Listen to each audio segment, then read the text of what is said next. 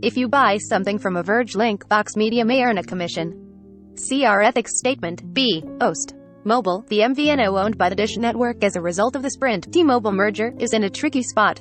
Not only does it need to expand its user base for nationwide 5G service, but it also needs to migrate over 1 million Boost customers from Sprint's CDMA 3G network to its 4G, 5G service operated by T-Mobile in. Upgrade to newer 4G or more preferably 5G phones. That's where Dish's first self-branded phone, the $279.99 Celero 5G, though often discounted to less, comes into play. This Android phone with iPhone-like looks works better than you'd expect and takes decent photos in good lighting conditions. Unfortunately, it has the exact same price as the popular and well-reviewed Samsung Galaxy A32 5G that's also available at Boost, making the Celero a direct competitor. So how does the Celero 5G stack up?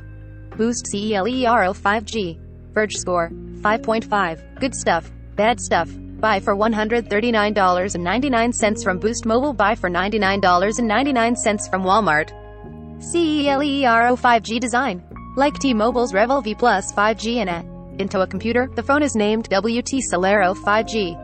At first glance, it looks like an iPhone clone. It has an all-round silver trim, square camera array, and the unmistakable rims around the camera lenses. While its matte silver back cover is surprisingly smudge-resistant, its smooth surface makes the phone way too easy to slide off tables and hands. You'll want to get a case to protect it.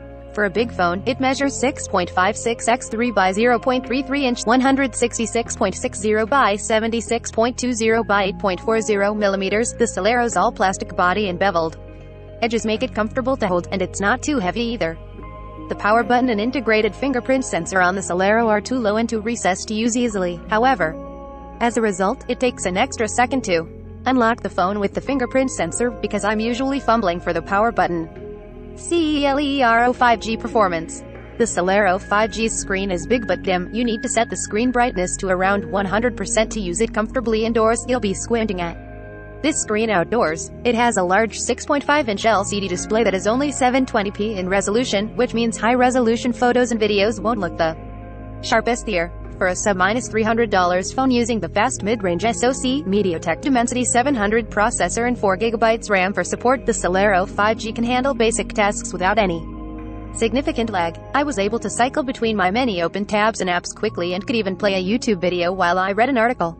Like the Samsung A32, the Celero comes with just 64GB of internal storage, but the Celero has a microSD card slot that can support up to a 2TB card. The Celero 5G's display is dim and low resolution. I played a round of Pokemon Unite, and the Celero 5G handled the game like a champ. The responsive touchscreen made it easy to move my Charmander around the battlefield, even as the attack moves became more complicated. When I plugged in my wired headphones into its bottom-facing audio jack, I could hear a vocal track on the game's theme music that I'd previously missed. Its bottom-firing mono speaker is passable. It managed to play the demanding Dance at the Gym Mambo from the 2021 West Side Story soundtrack with clarity, if not a bit too loudly. Although I appreciate that this phone is running a mostly unmodified version of Android 11, the Celero is unfortunately full of bloatware. In addition to the usual suspects like a folder worth of Amazon apps, there are 2 folders called Lifestyle and Games that contain a bunch of app shortcuts that the phone will download if you click on the Add button. There is even an App Spotlight app that shows you 24 app shortcuts the carrier is encouraging you to download, including the Epoch Times. To make matters worse, every time you wake or turn on your phone, you will see 3 apps doing some sort of configuration in the background, but it's not clear how to disable those processes. As Dish's first self-branded phone, it's hard to know if and when the Celero will receive any OS or security updates to extend its lifespan. This is a far cry from more established brands like Samsung, which have a 4-year software commitment on the A32. The battery life on the Celero 5G is not as long as its 4,000 mAh battery would imply. Although I managed to get about 8 hours and 15 minutes of screen time before I had to recharge it, that was with very moderate use. I was only on Wi-Fi to listen to a couple of podcasts, post on Twitter, check email, and chat with family on Google Hangouts. If you use mostly 4G or 5G on this phone, you'll probably need to keep the charger or a portable battery close by because the Celero might not last a full day of heavy use. The included 15W charger is not exactly a fast charger either. It took over 2 hours to fully recharge the Celero 5G camera. The Celero 5G's cameras are the standard fare for its class. It has a 16-megapixel rear camera, a 5-megapixel ultra-wide, a 2-megapixel depth sensor, and an 8-megapixel front-facing camera for selfies. With good lighting and the right framing, you should be able to get some good photos with the good details to share. Online, however, I wouldn't use this phone to take action or night photography because these cameras just aren't capable enough for more challenging situations. The front camera, on the other hand, can capture relatively bright selfies even in dim lighting.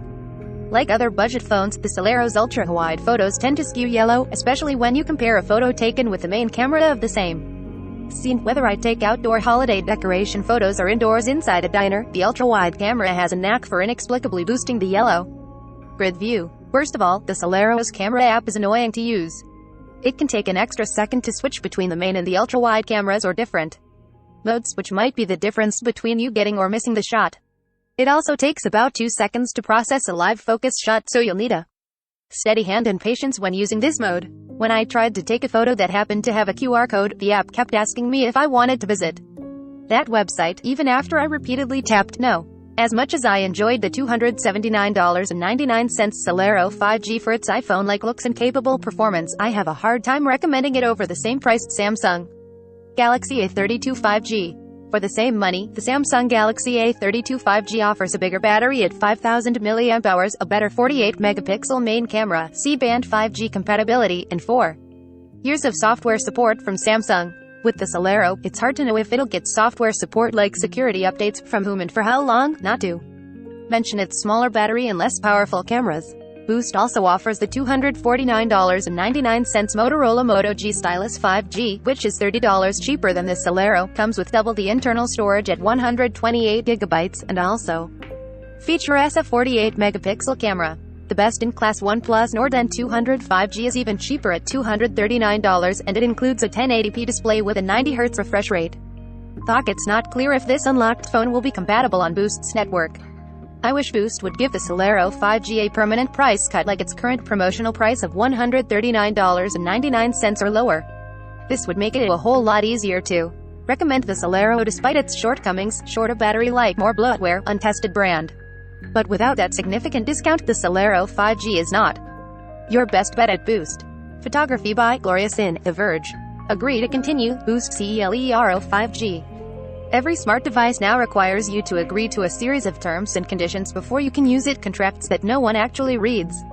It's impossible for us to read and analyze every single one of these agreements. But we started counting exactly how many times you have to hit agree to use devices when we review them. Since these are agreements most people don't read and definitely can't negotiate. To start, Google Contacts wants to know if you'd like to sync your contact information from a previous device. After entering your Google account, you are asked that you must agree to the following from Google. You'll also need to agree to the following on Google services: Google Assistant, Boost Mobile's Carrier Hub. In total, you have to accept 4 main agreements and can bypass 4 when setting up the Celero 5G.